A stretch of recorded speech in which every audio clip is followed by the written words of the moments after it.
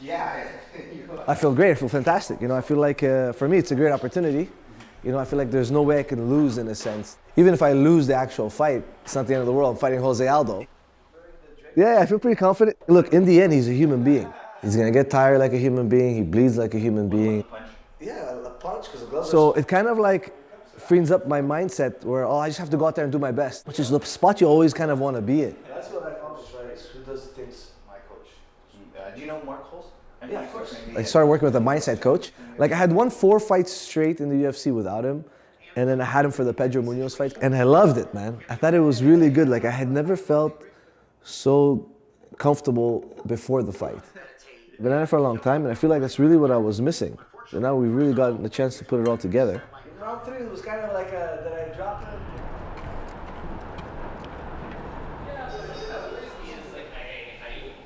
You know what's funny is that over the time, because like I started training at Tristar when I was in high school, I got to see like 2 different generations, and now my 3rd generation. So the one above me, mine, and the one below me. And the common thing I see throughout the 3 is that the training itself is not the hardest part.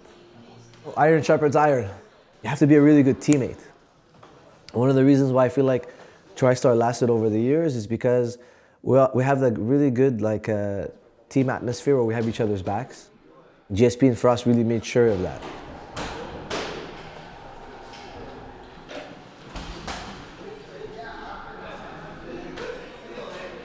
So my training regimen now, it's every morning at 11 we start training. I get there at like 10:30. I do my shadow boxing, and then I'll spar that same like during that session. I'll spar striking or I'll spar MMA with striking, like with wrestling and jiu-jitsu.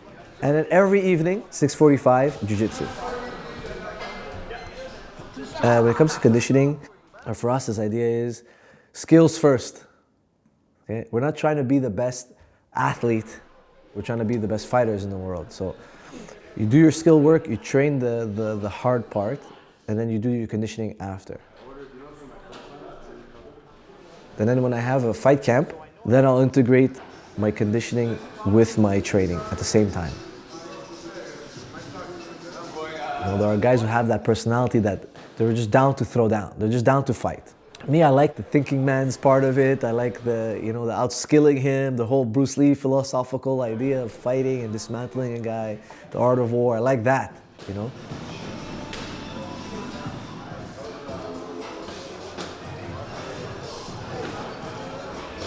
How I got into UFC, I had won 6 straight fights, and I got them all by finish.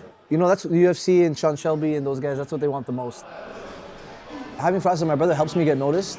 But I also was cornering a lot of guys in UFC. All the guys I coached always spoke up highly about me. Even GSP would drop my name and be like, Aiemann's like the future of Tristar and blah, blah, blah. So my brother helped, but also my teammates that I helped get ready for fights, they also helped push my name out there as well.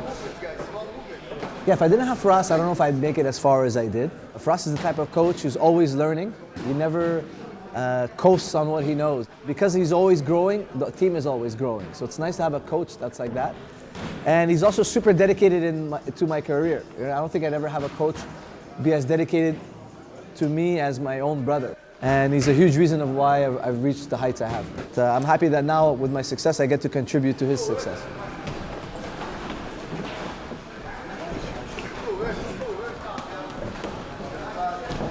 You know, people always ask me, did you feel a lot of pressure that you had to make it because Frost is the coach?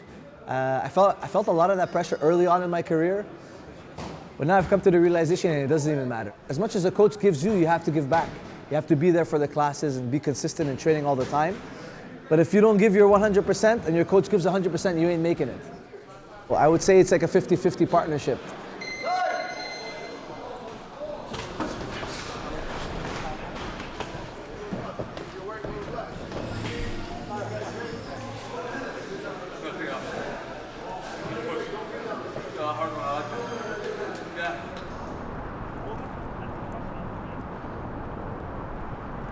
We're at Ribbon Reef, great restaurant near the gym. You know, it's a nice little treat after a hard week of training. Come on Wednesdays maybe, or on Fridays. Come have a nice steak, break up the week. All the steak medium rare. I eat usually, I have like these prep meals. I hire a company to do my meal prep, and I have my friend Luigi, he does my nutrition, so he calculates my macros. And I work my way down a couple of pounds of fat a week. I cut like 9, 10 pounds of water. So like all year when I'm not in camp, I'm sparring guys who are 45 and 55. So I can't be too small. Like if I walked around 150, I wouldn't be able to spar a guy like Nasrat Hakparast, you know? And I wouldn't be able to help like Arnold Allen because they're gonna be too muscular, too big and too strong. They'd bully me, they'd throw me around the room. So I do gain weight. And then when it comes time to get ready for a fight, let's say like when they call me 8 weeks out, 10 weeks out or whatever, then I start to put the weights, the heavy weights down, and I start to do more like conditioning, cardiovascular, weight loss. So I keep some of the gains of being big, but obviously you have to lose some muscle mass while you're losing fat.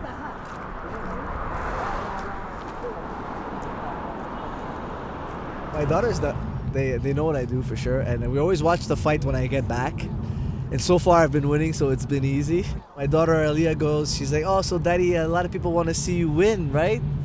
I'm like, well, this time around, like, you know, our family wants to see me win. My friends want to see me win. Some people from Quebec, some people from Canada.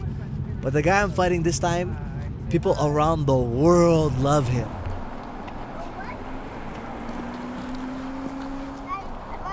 MMA, it's kind of like beneficial if you like you have a family because you have a lot of free time. So it kind of works. I'm actually super close with my daughters in that sense and super close with my wife. My wife, I know her since I'm 15. She's super supportive and she knows what I've been up to. She's also been supportive for my career before we had the kids, and she's super supportive now. Like I told you, like even this morning, she gave me an extra half hour of sleep, which really pays off on a sparring day. We're gonna call. I have to do my call with my guy at 3. When things need to be done in camp, my wife and kids know there is no messing around. Like they know the heightened sense of urgency in camp versus when we're not in camp. Like when we're not in camp, I'm more fun, we could do more things, but when we're in camp, they know that like, okay, we're all in this together. So like if I tell you, no, we're not going out, or we're not gonna do these fun things on the weekend, or we gotta miss this party, or we gotta make a sacrifice here and there, they've gotten used to that, you know? But I spoil them when we win. I did want to keep fighting. You have to have the fire to want to be the best. So I had that desire when I first got in the UFC. You know, I came into the UFC with a lot of hype too, and even on my 2-fight losing streak, I kept that burning fire. Even when everyone counted me out, that's what kept me going. I know in the cage you fight alone, but you'll never make it to the UFC at the #1 spot, fight for the belt alone. It takes an ecosystem. It takes my friends, it takes my family, it takes my brother, it takes all these people who are behind me to devote time that you can't pay them with dollars the amount of value they give you in your life. I started reading a lot of different books on psychology to help me piece it together mentally, and one of the things I picked up was a mantra, was I love the fear will set me free. The only way to be courageous is to face the fear, and there's always going to be doubts. You have to still take your chance and shoot your shot. My confidence comes from competence. I know that I can do the moves. I am very capable. I can strike, I can wrestle, I can grapple. I'm a good problem solver in the fights. I have a lot of years of training experience with a huge variety of guys. So I've seen a lot of the different styles throughout my career. So I build my confidence on my repertoire, what I can do, and knowing that I prepare physically, mentally, and emotionally to be able to withstand whatever onslaught my opponent's gonna bring fight day. You know, so like now I'm fighting one of the greatest fighters of all time, José Aldo. And one thing that makes me believe that I can beat him is that I've paid my dues. Like I've done everything right, and I feel like I'm capable and I have the tool set and the ability to apply what needs to be done to beat Aldo on that night.